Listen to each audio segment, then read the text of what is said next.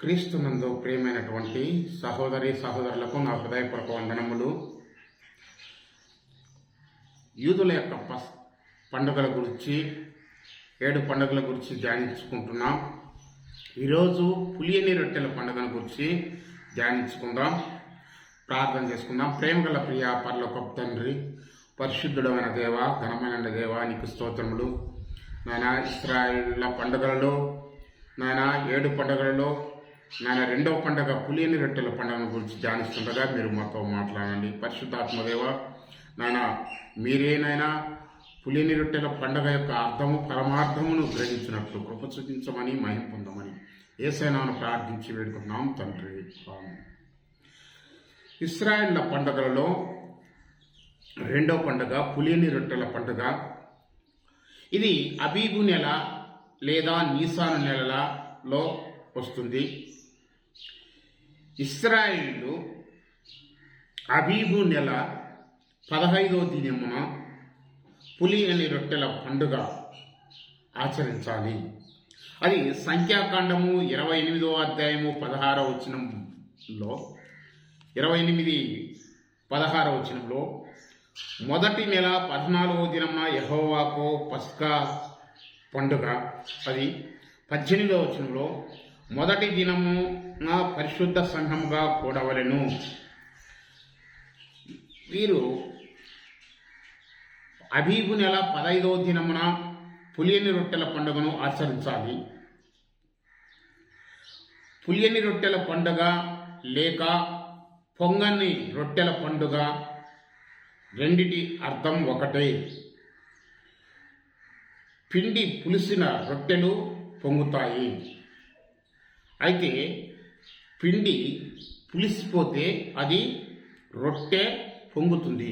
కానీ పొంగని రొట్టెల పండుగ లేదా పులియని రొట్టెల పండుగ అంటారు.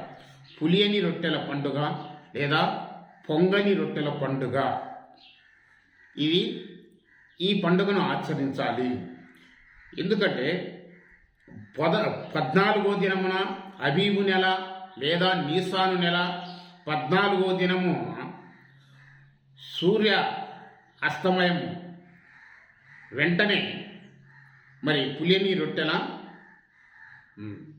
14వ దినం సాయంకాలమున పస్కా పండుగ ఉంటే 15వ దినమున పులియని రొట్టెల పండుగను ఆచరించాలి. అయితే వారికి యూదులకు సూర్యాస్తమయంతో దినము ప్రారంభమవుతుంది. సూర్యోదయంతో కాకుండా సూర్యాస్తమయముతో దినము ప్రారంభమవుతుంది. మరుదినము సూర్యాస్తమయమున ముగిస్తుంది. అలాగని మనకైతే దినము సూర్యోదయంతో ప్రారంభమవుతుంది, మరలా సూర్యోదయానికి దినము ప్రారంభమవుతుంది. కానీ యూదులకు సూర్యాస్తమయంతో ప్రారంభమై మరుసటి దినము సూర్యాస్తమయంతో ముగుస్తుంది దినము. కాబట్టి వారు పండుగను, పులియని రొట్టెల పండుగను అబీబు నెల లేదా నీసాను నెల 15వ దినమున సూర్యాస్తమయమున అంటే సాయంకాలమున ప్రారంభిస్తారు. ఇది పులియని రొట్టెల పండుగలో వారు ఎందుకు ఈ పులియని రొట్టెల పండుగను ఆచరిస్తున్నారు అంటే, ఐగుప్తు నుండి వచ్చిన దినమున వారి జీవితంలో జ్ఞాపకం చేసుకున్నట్లు తమ బాధలను స్మరణ తెచ్చుకొని పొంగని ఆహారమును 7 దినములను వారు తినాలి. పొంగని పులియని రొట్టెలను తినాలి. అది పస్కా పండుగ పులియని రొట్టెల పండుగ మధ్య వ్యవధి అనేది ఉండదు. ఇది 14వ దినమున ప్రారంభమవుతుంది. పస్కా పండుగ 14వ దినమున ప్రారంభమవుతుంది. పులియని రొట్టెల పండుగ 15వ దినమున ప్రారంభమవుతుంది, మరుసటి రోజే. అంటే కాల వ్యవధి లేదు. పస్కా పండుగ పులియని రొట్టెల పండుగ మధ్య వ్యవధి లేదు. అనేక వాక్యాధారాలలో ఈ 2 పండుగలు కలిసి చెప్పబడ్డాయి. పులియని రొట్టెల పండుగ, పస్కా పండుగ 2 కలిసి చెప్తుంటారు. ఈ 2 పండుగలు ఒక మరుసటి రోజే 14, 15 రోజుల్లో వస్తుంటాయి కాబట్టి ఈ రెండు పండుగలు కలిసి చెప్పబడుతున్నది. కాబట్టి ఈ రెండు పులియని రొట్టెల పండుగకు పస్కా పండుగ రెండు పండుగలు కలిసే మధ్య వ్యవధి అనేది ఉండదు. యూదులు ఈ రెండు పండుగలు ఒక పండుగగా ఎంచారు. విడివిడిగా పండుగలైతే రెండు పండుగలు విడివిడిగా ఉంటాయి. పస్కా పండుగ లేకుండా పులియని రొట్టెల పండుగ లేదు. పస్కా పండుగ పులియని రొట్టెల పండుగ కలిసి ఉంటాయి. కాబట్టి రెండు పండుగలు ఒక పండుగగా ఎంచబడతాయి. అంటే 14వ దినమున పస్కా బలి పశువు ఏర్పడుతుంది. 15వ దినమున పొంగని రొట్టెలతో పస్కాను భుజించాలి. కాబట్టి ఈ రెండు పండుగలు కలిసి ఉంటాయి. అయితే పస్కా గొర్రెపిల్ల మాంసమును పులియని రొట్టెలతో తినాలి అనేది పస్కా పండుగలో మరి ఉన్నటువంటి అర్థము. ఈ రెండు పండుగలు జంట పండుగలుగా మనము చూస్తాము. పులియని రొట్టెల పండుగ 15వ దినం నుండి 21వ దినం వరకు, అంటే 7 దినములు చేయవలెను. 7 దినాలు చేయాలి. ఇది నిర్గమకాండం 12వ అధ్యాయం 33, 34 వచనము, ద్వితీయోపదేశకాండం 16, 3 వచనాల్లో మనం చూస్తాము. పులియని రొట్టెల పండుగలో పాటించాల్సినవి పులియని వాటినే తినాలి. పులియని రొట్టెల పండుగలో పాటించాల్సినటువంటి విషయం ఏంటంటే, మొదటిగా పులియని వాటినే తినాలి. 7 దినాలు పులియని రొట్టెలను తినాలి. పులుపు తినకూడదు. పులిసిన పిండితో రొట్టెలు చేయకూడదు. పులియని రొట్టెలను తినాలి. అవి 7 దినాలు తినాలి. 15వ దినము నుండి అబీబు నెల లేదా నీసాను నెల 15వ దినం నుండి 21వ దినం వరకు 7 దినాలు ఇవి పులియని రొట్టెలను తినాలి. 7 దినములు మీ ఇళ్లలో మీ ప్రాంతంలన్నిటిలో పొంగని ఏది ఉండకూడదు అని నిర్గమకాండం 12, 19, నిర్గమకాండం 13, 7, ద్వితీయోపదేశకాండం 16, 4లో చెప్పబడింది. అయితే క్రొత్త నిబంధనలో ఆత్మీయ పాఠములు ఏమిటి? క్రొత్త నిబంధనలో పులియని రొట్టెల పండుగను గుర్చినటువంటి ఆత్మీయ పాఠాలు ఏమి నేర్చుకోవాలి? పులుపు అనేది పాపమునకు పోలిక. పులవకూడదు. రొట్టె పులిసిపోకూడదు. పులియని రొట్టెలు తినాలి. పులిసిన రొట్టెలు దేనికి? పాపానికి చిహ్నము. పులుపు అనేది రొట్టె పొంగిపోతుంది, పొంగచేయును. పాపము మనుషులను ఉప్పొంగ చేస్తుంది. పాపం అనేది మనుషులను ఉప్పొంగ చేస్తుంది. కొలస్సీలకు రాసిన పత్రిక 2:18-19లో ఏమని చెప్పాలంటే, పులుపు లోపల పనిచేయును. కొలస్సీలకు రాసిన పత్రిక 2:18 పులియని వాటినే తినవలెను. పులిసినది పాపము. పులిసినది పాపానికి సంకేతము. కాబట్టి పులిసిన పిండితో పులిసిన రొట్టెలు తినకూడదు. జీవితంలో పాపము ఉండరాదు అనేది దీని అర్థము. పులిసినది ఇంటిలో నీ యొద్ద కనబడకూడదు. పులిసిన పిండి, పులిసిన రొట్టె నీ యొద్ద కనపడకూడదు. నీ ఇంటిలో కనపడకూడదు, కుటుంబంలో ఉండకూడదు. అంటే ఇది పాపం అనేది నీ ఇంటిలో, నీ కుటుంబంలో ఉండకూడదు అనేది ఈ పులిసిన రొట్టె, పులిసిన పిండి సూచిస్తుంది. నీ ప్రాంతంలో పులిసినది కనపడకూడదు. నిర్గమకాండం, ద్వితీయోపదేశకాండం 16, 4లో నీ జీవితంలో, నీ ఉద్యోగంలో, నీ వ్యాపారంలో, నీ పనులలో పాపం అనేది ఉండరాదు. పులియని రొట్టెల పండుగలో పులిసినది ఏది ఉండకూడదు అని మనకు ఇక్కడ చెప్పబడుతుంది. కొలస్సీలకు రాసిన పత్రిక 2వ అధ్యాయం 16, 17 వచనాల్లో 16 కాబట్టి అన్నపానం విషయంలో, పండుగ, అమావాస్య, విశ్రాంతి దినము అను వాటి విషయంలో నైనను మీకు తీర్పు తీర్చని ఎవరికి అవకాశం ఇవ్వకూడదు. ఇవి రాబో వాటి ఛాయే గాని నిజస్వరూపం క్రీస్తులో ఉన్నది. నిజస్వరూపము క్రీస్తులో, అంటే క్రీస్తులో నిజస్వరూపం ఉంది దేవుని వాక్యం. కాబట్టి పులిసినది ఏది నీ ఇంటిలో ఉండకూడదు. పులిసిన పిండి, పులిసిన రొట్టె నీ ఇంటిలో ఉండకూడదు. పులిసినది పాపానికి చిహ్నము. అయితే ఈ పులియని రొట్టెలను 7 దినములు తినాలి. 7 అనేది సంపూర్ణ సంఖ్య. 7 అనేది సంపూర్ణ సంఖ్య. 7 దినాలు పులియని రొట్టెలను తినాలి ఇశ్రాయేలీయులు. అనగా జీవితంలో పాపం లేని జీవితం జీవించాలి అనేది ఇశ్రాయేల్ ప్రజలకు ఇవ్వబడినటువంటిది ఆజ్ఞ. పస్కా పండుగ విమోచనమునకు పోలికైతే, పస్కా పండుగ అనేది విమోచనమునకు పోలికైతే, పులియని రొట్టెల పండుగ పరిశుద్ధతకు పోలికగా ఉన్నది. పరిశుద్ధులుగా పులియని రొట్టెల పండుగ దేనికి చిహ్నంగా ఉందంటే పరిశుద్ధతకు చిహ్నంగా ఉన్నది. పస్కా పండుగ విమోచనను చూపిస్తే, విమోచనకు గుర్తుగా ఉంటే, చిహ్నంగా ఉంటే, పులియని రొట్టెల పండుగ పరిశుద్ధమైన జీవితానికి చిహ్నముగా గుర్తుగా ఉన్నది. పస్కా పండుగకు పులియని రొట్టెల పండుగకు మధ్య వ్యవధి అనేది లేదు, 2 ఉంటాయి. అంటే క్రీస్తు రక్తం చేత విమోచించబడినటువంటి వ్యక్తి రక్షించబడిన వెంటనే పరిశుద్ధ జీవితం జీవించాలి, పరిశుద్ధ జీవితం ప్రారంభించాలి.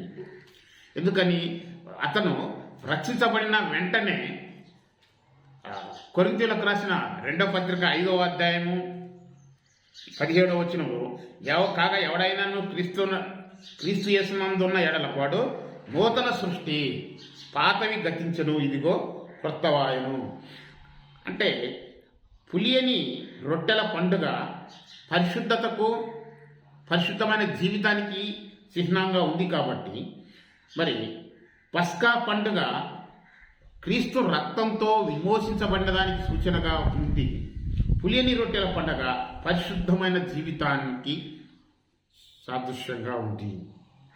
అయితే పులిపిండి గూర్చి ప్రభు చెప్పిన వివరణలను చూద్దాం. పులిపిండిని గూర్చి ఆయన కొన్ని విషయాలు చెప్పాడు. యేసు ప్రభు శరీరధారిగా ఉన్నప్పుడు పులిపిండిని గూర్చి చెప్పాడు. పరిసయ్యులు శాస్త్రుల యొక్క పులిపిండిని గూర్చి చెప్పాడు. పులిపిండి అంటే ఈ పులిపిండి వేషధారణ లూకాసు వార్త 12వ అధ్యాయము 1వ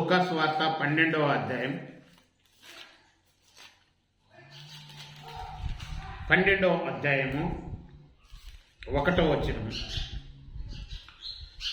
అంతలో ఒకరినొకడు త్రొక్కుకొన్నట్లు వేల కొలది జనులు కూడినప్పుడు ఆయన తన శిష్యులతో మొదట ఇట్లని చెప్పసాగాను. పరిసయ్యుల వేషధారణ అను పులిపిండిని గూర్చి జాగ్రత్త పడుడి. పరిసయ్యుల వేషధారణ అను పులిసిన పిండిని గూర్చి జాగ్రత్త పడుడి. పులిసిన పిండిని పరిసయ్యులు శాస్త్రులు పులిసిన పిండి, పరిసయ్యులు శాస్త్రులు వాళ్ళు వేషధారణ అను పులిసిన పిండి, వేషధారణ అను పులిసిన పిండి, వాళ్ళు వేషధారులు. కాబట్టి మత్తయి సువార్త 23:13 కూడా చెప్పబడింది.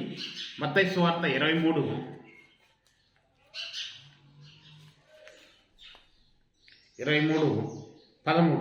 అయ్యో వేషధారులైన శాస్త్రులారా పరిసయ్యులారా, మీరు మనుషుల ఎదుట పరలోక రాజ్యమును మూయుదురు, మీరు అందులో ప్రవేశించు వారిని ప్రవేశింపనీయరు. వీరు పరిసయ్యులు శాస్త్రులు వేషధారణను పులిపిండిని పోలి ఉన్నారు.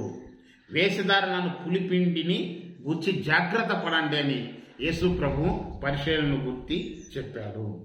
అలాగే పులిసిన పిండి వేషధారణకు సూచిస్తుంది. పరిసయ్యులు సద్దూకయ్యులు పులిపిండిని గురించి ప్రభు మరలా చెప్పాడు. పరిసయ్యులు సద్దూకయ్యుల యొక్క పులిపిండి మత్తయి సువార్త 16వ అధ్యాయం 6 నుంచి 12 వచనాలు చూసినట్లయితే, మత్తయి సువార్త 6వ అధ్యాయం 6 నుంచి 12 16వ అధ్యాయం 6వ వచనం. ఆయన అప్పుడు యేసు చూసుకొనుడి, పరిసయ్యులు సద్దూకయ్యులు అను వారి పులిసిన పిండిని గూర్చి జాగ్రత్త పడుడని వారితో చెప్పాను. వీళ్ళు పరిసయ్యులు 16వ అధ్యాయం, మత్తయి సువార్త 16వ అధ్యాయం 6వ వచనం.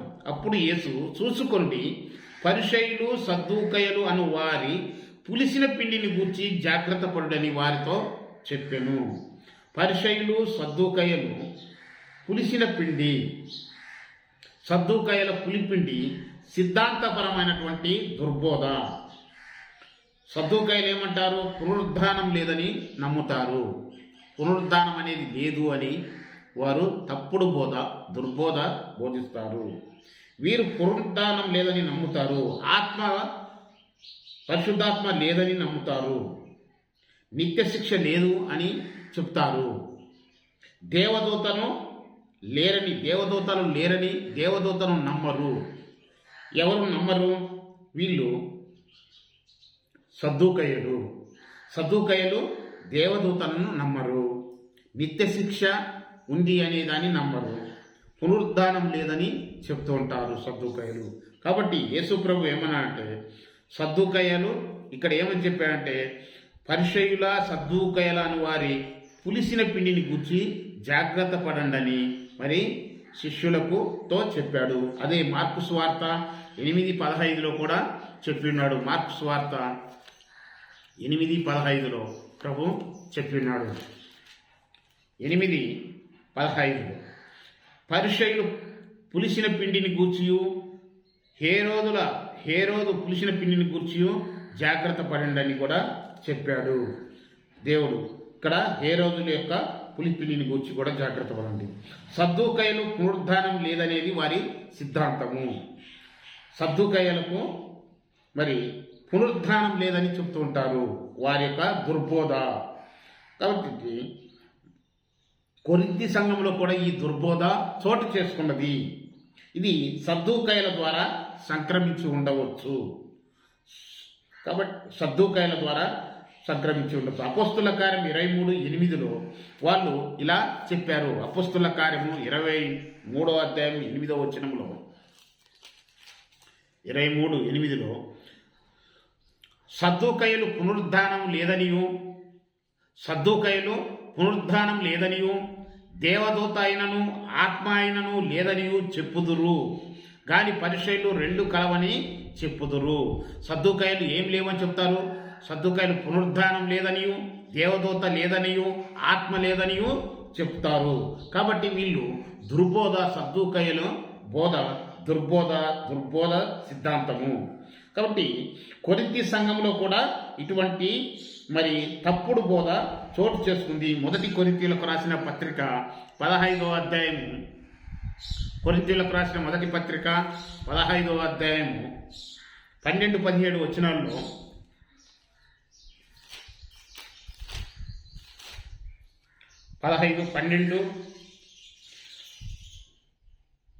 క్రీస్తు మృతులలో నుండి లేపబడి ఉన్నాడని ప్రకటింపబడుచుండగా మీలో కొందరు మృతుల పునరుద్ధానం లేదని ఎట్లు చెప్పుచున్నారు.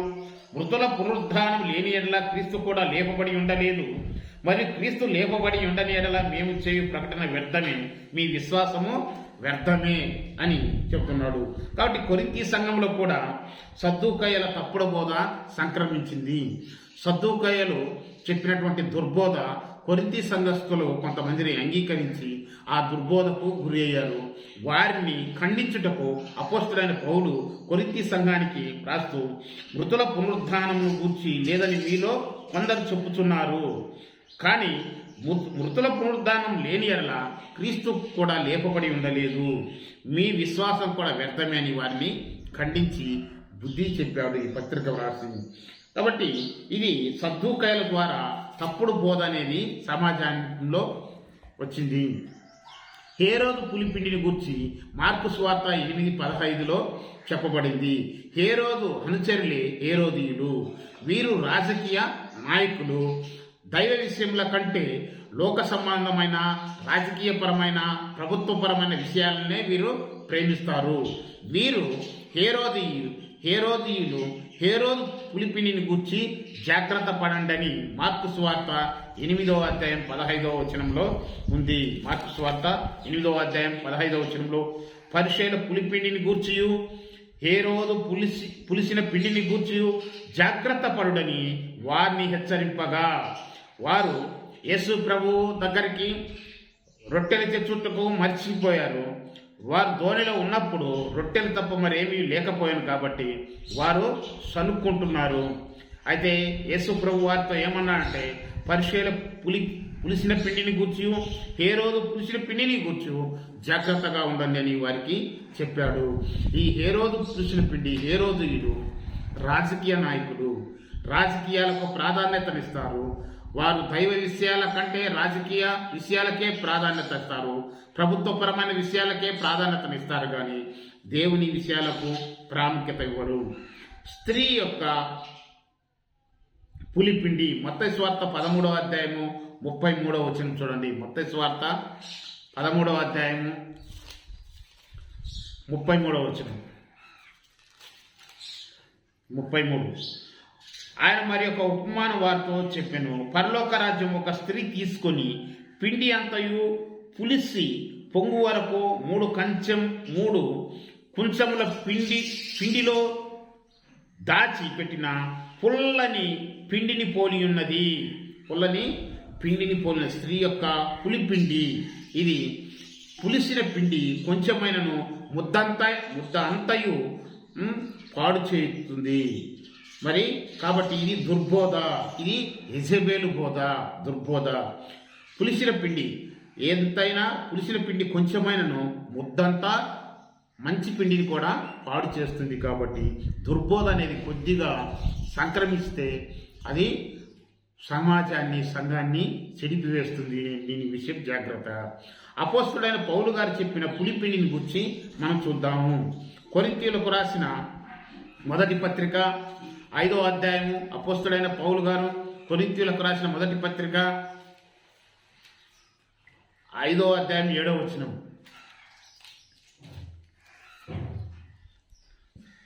మీరు పులిపిండి లేనివారు గనుక క్రొత్త ముద్ద ఉటకై ఆ పాతదైన పులిపిండిని తీసి పారవేయుడి. అంతేగాక క్రీస్తు అను మన పస్కా పశువు వధించబడెను గనుక పాతదైన పులిపిండితోనైనను దుర్మార్గతయు దుష్టత్వమును పులిపిండితోనైనను కాకుండా నిష్కపటమును సత్యమును పులియని రొట్టెల పండుగను ఆచరించుదుము. 7-8 వచనాల్లో పాతదైన పులిపిండి అపోస్తలుడైన పౌలు కొరింథీ సంఘానికి చెప్తున్నాడు. పాత అలవాట్లు, పాత పాపములు, వాటిని పాతదైన పులిపిండిని తీసివేయండి అంటున్నాడు. పాత పులిపిండిని తీసివేయమని చెప్తున్నాడు. దుర్మార్గము అను పులిపిండిని తీసివేయమంటున్నాడు. దుర్మార్గము అను పులిపిండిని తీసివేయమని చెప్తున్నాడు. దుష్టత్వమును పులిపిండిని తీసివేయమంటున్నాడు. అపోస్తల కార్యము కొరింథీయులకు రాసిన మొదటి పత్రిక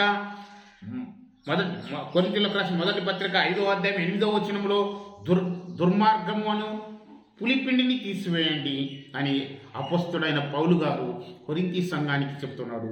అలాగే దుష్టత్వమును పులిపిండిని తీసివేయమని కొరింథీయులకు రాసిన మొదటి పత్రిక 5:8 చెప్తున్నాడు. అయితే పాత అలవాట్లను, పాత పద్ధతులను తీసివేయాలి. దుష్టత్వము, పాపముని తీసివేయాలి, దాన్ని తీసి పారవేయాలి అని. ఇంకా ఏమి కలిగి ఉండాలి? నిష్కపటమును సత్యమును పులియని రొట్టెల పండుగను ఆచరించాలి. ఏది ఆచరించాలని చెప్తున్నాడు అంటే నిష్కపటమును సత్యము అను పులియని రొట్టెలు. ఏ రొట్టె? నిష్కపటమనే రొట్టె, నిష్కపటమని పులియని రొట్టె, సత్యమును పులియని రొట్టెలతో పండుగను ఆచరించాలని కొరింథీయులకు రాసిన మొదటి పత్రిక 5:8 చెప్తున్నాం. క్రొత్త నిబంధనలో ఆత్మీయ ఇశ్రాయేలు అయినటువంటి మనము విశ్వాసులు పరిశుద్ధ జీవితం జీవించినప్పుడు ఇది నెరవేరింది. ఎప్పుడు నెరవేరింది అంటే క్రైస్తవులు, క్రీస్తును అనుసరించినటువంటి వారు, ఆత్మీయ ఇశ్రాయేలు అయినటువంటి సంఘము మరి పరిశుద్ధ జీవితాన్ని జీవించినప్పుడు పులియని రొట్టెల పండుగ నెరవేరింది. పాపం లేని క్రైస్తవ జీవితమునకు పులియని రొట్టెల పండుగ ఒక సూచన. పాపము లేని క్రైస్తవ జీవితానికి, పాపము అనేది లేనిటువంటి క్రైస్తవ జీవితానికి ఈ పులియని రొట్టెల పండుగ అనేది ఒక సూచనగా ఉంటుంది. ఇశ్రాయేలు ఐగుప్తు నుండి బయలుదేరిన దినము అబీబు నెల 15వ దినము. అబీబు నెల 15వ దినము అంటే వారు ఐగుప్తు బానిసత్వము, ఐగుప్తు యొక్క పాపం అనేది వారు దూరమైపోయింది. వారికి ఐగుప్తులో ఉన్న దాస్యత్వము, ఐగుప్తు పాపం అనేది ఆ కాడి కింద నుండి వారు బయటికి వచ్చారు. అది అబీబు నెల 15వ దినమున. కాబట్టి వారు వచ్చిన దినము 15వ దినము, వారు దాస్యం నుండి బయటికి వచ్చారు. కాబట్టి మనకు పులియని రొట్టెల పండుగ క్రైస్తవ జీవితంలో అది పరిశుద్ధ జీవితానికి సంకేతము, సాదృశ్యంగా ఉంది. పస్కా పండుగ మరి విమోచనను చూపిస్తే, పులియని రొట్టెల పండుగ ఇశ్రాయేలులకు రెండో పండుగ. పులియని రొట్టెల పండుగ పరిశుద్ధమైన జీవితానికి ఈ పండుగ సూచనగా ఉంది. ఈ పండుగ మరి నెరవేరుతుంది. ఎప్పుడు నెరవేరుతుంది అంటే పులియని రొట్టెల పండుగ నెరవేరింది, పస్కా పండుగ నెరవేరింది, పులియని రొట్టెల పండుగ నెరవేరింది. పస్కా పండుగ క్రీస్తులో గొర్రెపిల్ల రక్తములో విమోచించబడినప్పుడు అది పస్కా పండుగ నెరవేరింది. విమోచించబడినటువంటి వ్యక్తి పరిశుద్ధమైన జీవితాన్ని జీవించినప్పుడు మరి అది నెరవేరింది. బాప్తిసం తీసుకున్న తర్వాత ఇక పాపం అనే పులిపిండిని తీసివేసి, పాపం అనే పులిపిండిని లేకుండా పులియని రొట్టెల పండుగను ఆచరించి పరిశుద్ధ జీవితాన్ని జీవించడానికి ఇది చిహ్నంగా ఉంది. మరి క్రీస్తు రక్తంలో కడగబడినటువంటి వ్యక్తి, క్రీస్తు రక్తంలో కడగబడినటువంటి విశ్వాసులు, సంఘము పరిశుద్ధ జీవితమును జీవించినప్పుడు పులియని రొట్టెల పండుగను ఆచరించటానికి మరి సాదృశ్యంగా ఉంది. పులియని రొట్టెల పండుగ ఆచరించటము క్రీస్తు యొక్క పరిశుద్ధమైన జీవితాన్ని జీవించడానికి పోలికగా ఉన్నది. దేవుడి కొద్ది మాటలు జీవించి ఆశీర్వదించునుగాక. God bless you.